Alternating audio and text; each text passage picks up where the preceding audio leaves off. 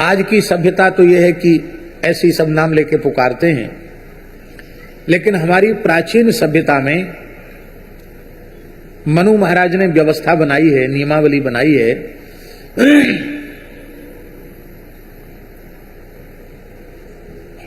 कि इतने लोगों के नाम नहीं लेने चाहिए।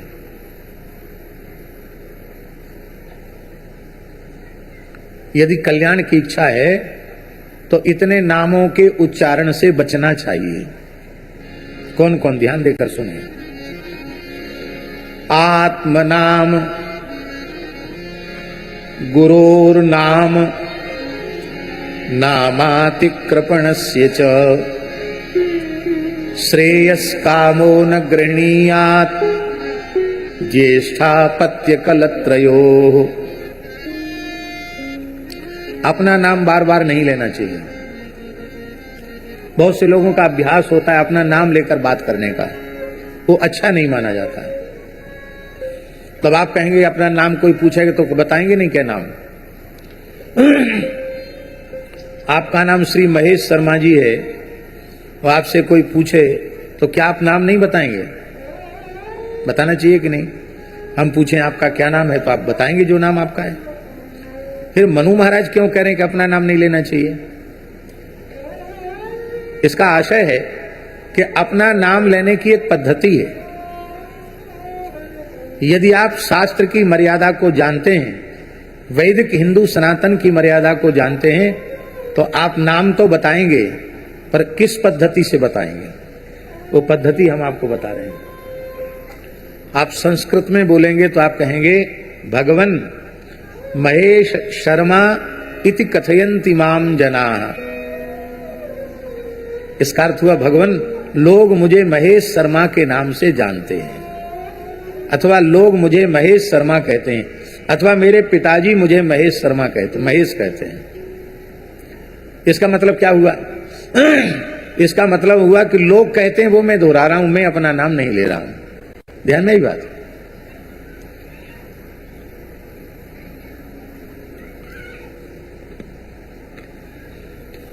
गुरोर नाम, गुरुजी का नाम भी नहीं लेना चाहिए। लोग सीधे ही नाम लेते गुरुजी का, हम उनके चेला हैं। न श्री न जी, सीधे ही नाम लेंगे। उपाधि की बात तो जाने दो, तो कोसों चलेगी उपाधि।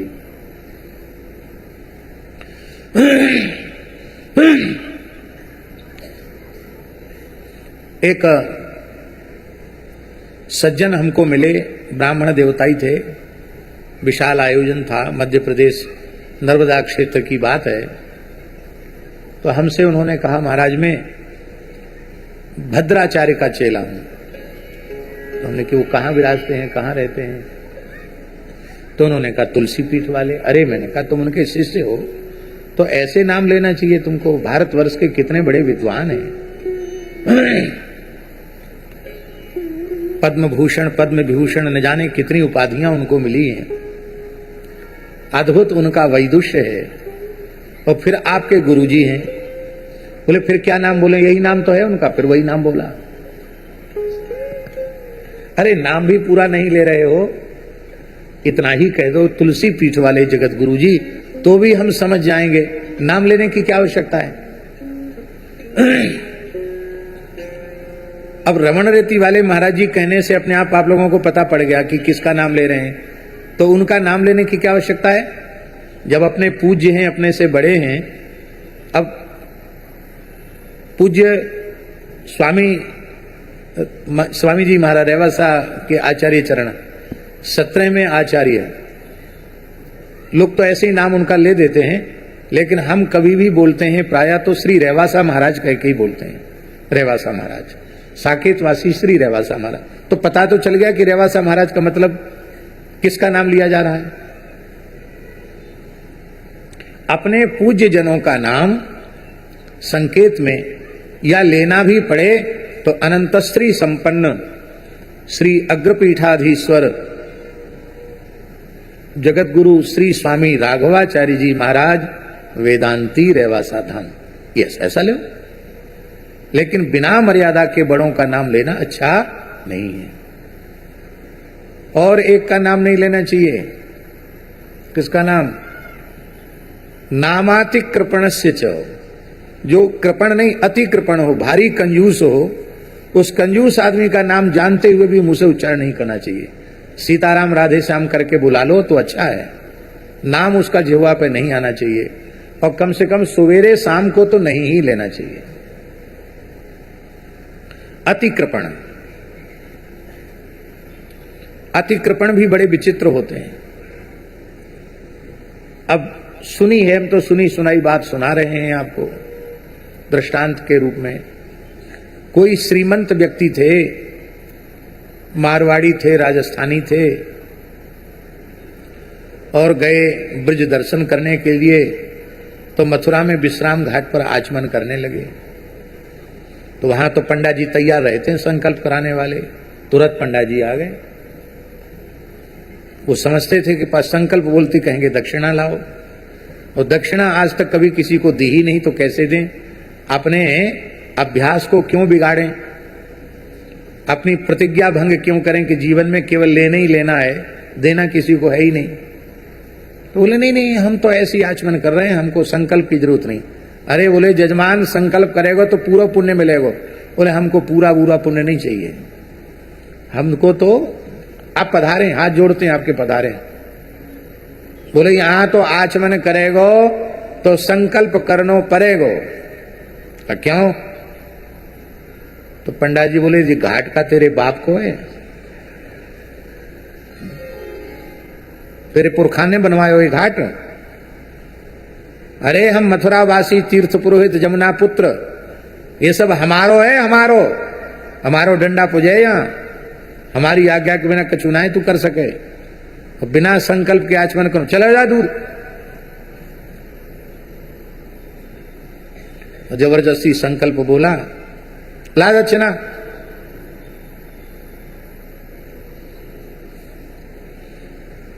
तो पहले पुराने लोग जो है ना, एक कपड़े की वो बनाते थे, वो कमर में रुपया रख लेते थे, कमर से बांध लेते थे, खौरी है जो भी हो, कमर में बांध लेते थे, दामोदर बन जाते थे।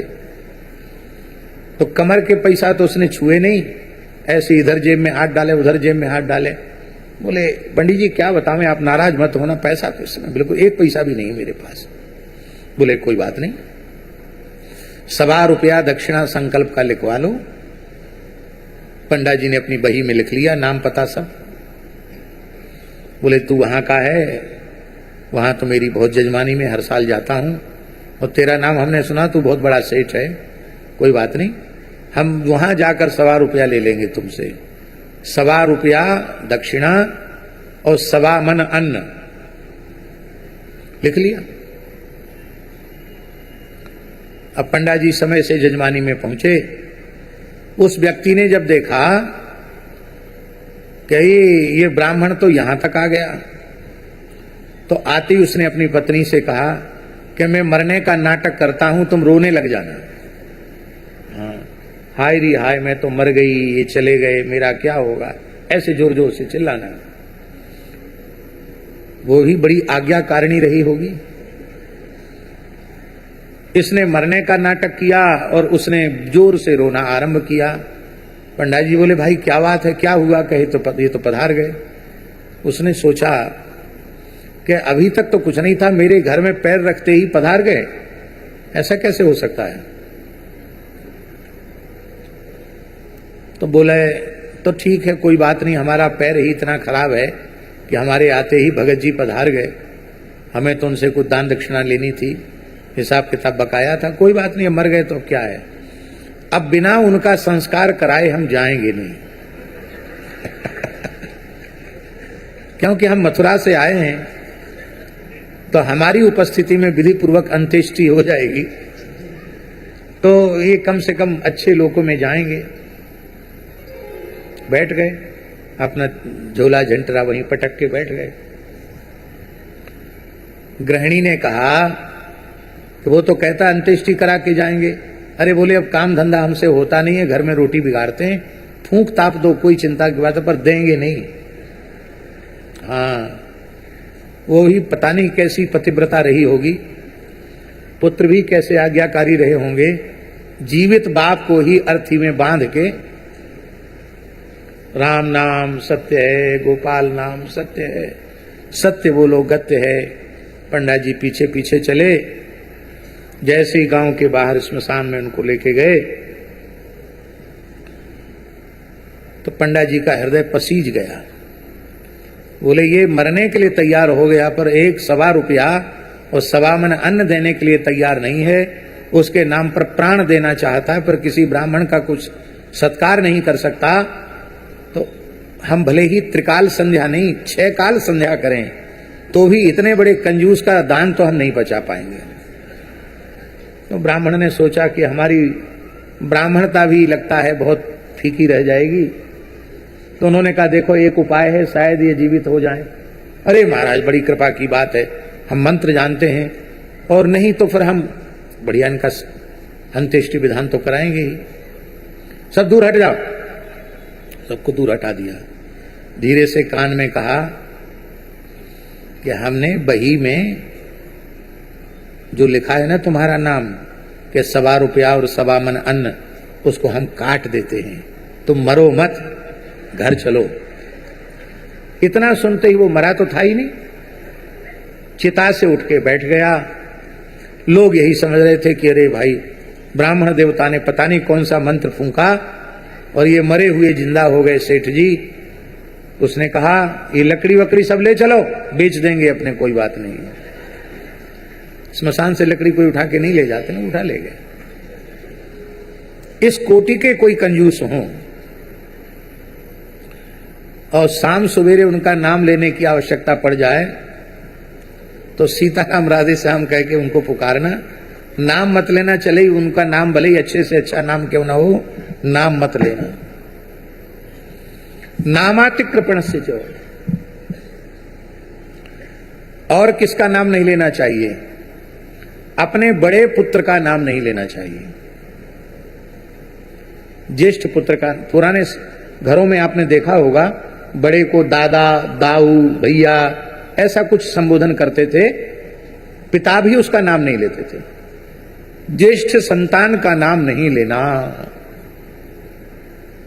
ये उसका आदर है। और कलत्र, कलत्र माने धर्म पत्नी का नाम भी नहीं लेना चाहिए। क्यों नहीं लेना चाहिए? क्योंकि वह ग्रह लक्ष्मी है।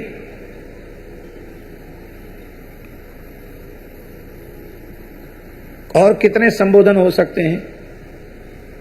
हमारे प्राचीन सभ्यता में, हम कोई 100-200 साल पुरानी बात नहीं बता रहे हैं, अपने बचपन की बात बता रहे हैं, गांव की बात। गांव में जिस गांव की मां होती थी उसी गांव से उसका संबोधन किया जाता था, नाम कोई नहीं लेता था। जैसे कोई ओरछा की है तो क्या ओरछा वाली, ललितपुर वाली, टीकमगढ़ वाली, ऐसा नाम लेते थे, पूरा वाली। यही कारण है कि नंद गांव में राधा नानी का नाम नहीं लिया जाता, तब क्या कहा जाता? बोल बरसाने वारी की जय। बरसाना वाले बोलते हैं राधा रानी की, और नंदगाम वाले बोल बरसाना वारी की जय। यशोदा जी को महराने वारी कहा जाता है। आज भी ब्रज में ऐसी परंपरा है, मायके के नाम से उनका नाम लिया जाता है, अथवा कोई दूसरा नाम रख दिया जाता है, सांकेतिक नाम।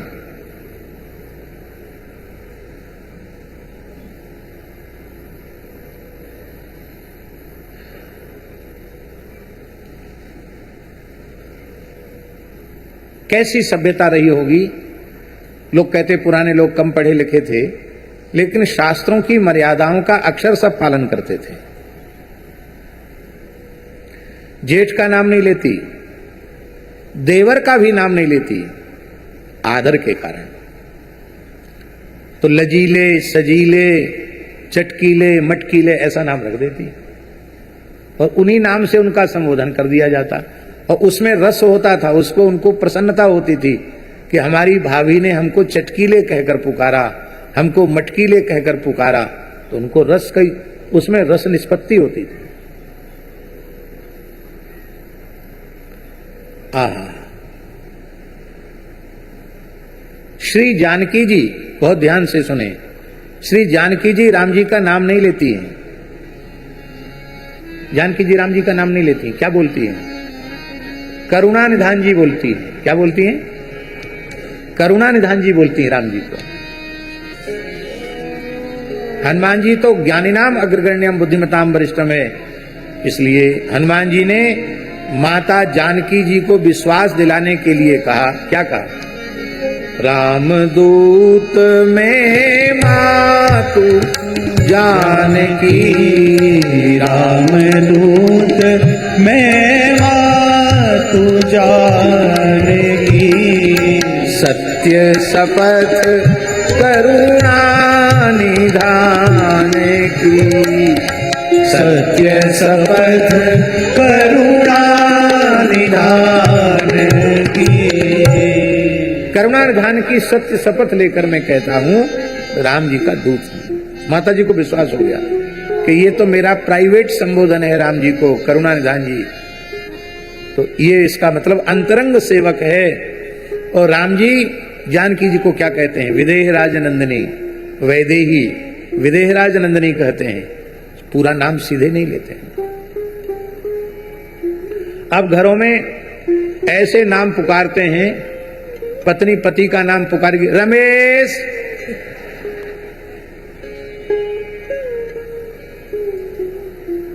लो साहब, जैसे घर का कोई नौकर हो और वो भी कहेंगे ममता, जैसे घर की कोई नौकरानी हो। गृह स्वामी को नौकर बना दिया और गृह स्वामिनी को नौकरानी बना दिया। ये आधुनिक सभ्यता है, प्राचीन सभ्यता ये नहीं। तो हमारी जो सभ्यता है सनातन सभ्यता, उस सनातन सभ्यता के अनुसार अनेक बातें। अब देखिए, छोटे छोटे गांव में भी बच्ची थोड़ी सी सयानी हो गई, थोड़ी सी का मतलब 12-13 वर्ष की भी हो गई, तो हमने अपनी आंखों से देखा, माता कहती थी सिर ढक के जाओ, हैं? कहते कि नहीं? माता जी कहते थे कि नहीं आपके बचपन में? खुले सिर से मत जाओ। और सब माताओं ने केस खोल दिए, सिर खोल दिया। द्रौपदी ने तो कारण विशेष से केस खोले थे, भाई जब तक कुरुकुल का संहार नहीं हो जाएगा तब तक हम केस नहीं बांधेंगे। अब माताओं ने बिना किसी के संहार के प्रतिज्ञा के द्रौपदी के जैसे केस खोल दिए। ये बहुत अनुचित बात है, बहुत खराब लग रही होगी माताओं को, लेकिन लगे तो लगे। वेणी गुंथन करना चाहिए, खुले केस रखना सौभाग्यवती माताओं के लिए शोभनीय नहीं है। सिर नंगा रखना ये भी माताओं के लिए शोभनीय नहीं है। आपने देखा गुरुद्वारों में कोई भी माता के मस्तक का, खाली मस्तक का दर्शन नहीं करेंगे, सबके यहां दुपट्टा होगा, कपड़ा बांधेंगे, दुपट्टा रखेंगे।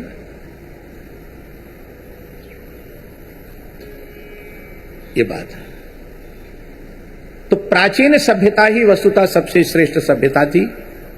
तो यशोदा जी का जो नाम वस्तुतः देवकी है, लेकिन देवकी उनका कुंडली का नाम है और वे ब्रजरानी हैं, ब्रजराज नंद जी की गृहिणी हैं, ब्रजरानी हैं। तो ब्रजरानी को उनका देवकी नाम क्यों लिया जाए? इसलिए सब उनका उपनाम उच्चारण करते हैं, यशोदा। यशोदा माने सबको यश देने वाली, किसी को अपयश नहीं देती, किसी को बुरा नहीं कहती। बहुत ध्यान से सुनने की बात है। जो किसी में दोष न देखे, किसी की बुराई न करे, किसी को अपयश न दे, सबको यश दे, उसी की गोद में भगवान खेलते हैं। बहुत से लोगों का स्वभाव होता किसी को किसी की बड़ाई करने की बात